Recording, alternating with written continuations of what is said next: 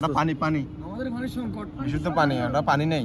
আচ্ছা টিউবওয়েল সব পানির তলে, এইসব পরিষ্কার পানি নিতে হয় রেস্টার লাইনের পাম্প থেকে।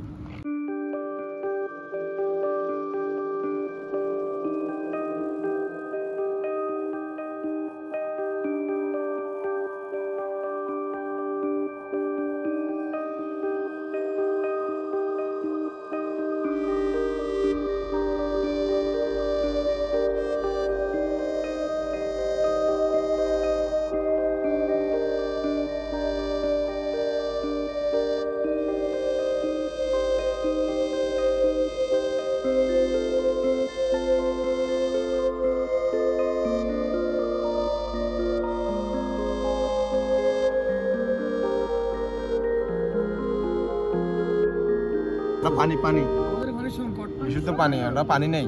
আচ্ছা টিউবওয়েল সব পানির তলে, এইসব পরিষ্কার পানি নিতে হয় রেস্টার লাইনের পাম্প থেকে। বলেন ভাই, আমাদের পানির জন্য বসে আছে এখানে 2 কিলোমিটার হাঁটি হাঁটি এসেছি পানির ভিতরে।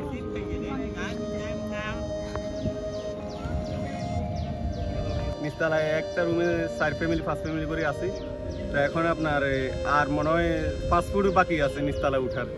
তো আশা করি আজকে রাত থাকতে পারবো।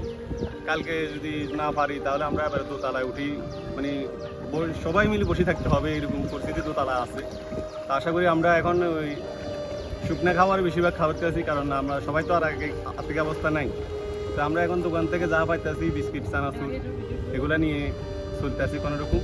তো এখন একটু জাল নিয়ে বাইর হইলাম, ওই দেখি কিছু পাওয়া যায় কিনা। তারপর মতো সব বন্ধ হয়ে গেছে। আমি নিজে গাড়ি চালাই, গাড়িতে এখন চালানোর কোনো অবস্থাই নেই, সব দিকে পানি, রাস্তায় বড় বড় গাড়িগুলো চলতে পারতেছে না।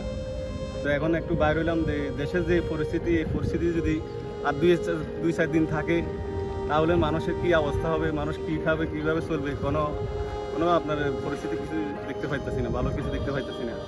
মনে করেন কর্মস্থল বন্ধ হয়ে গেছে, তো ওই বাস থেকে জাল টানে দেখা যায় না, কাগজ দেখলাম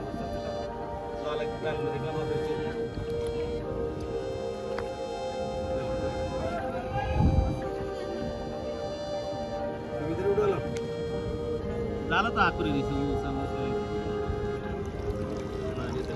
জাল টানছিল।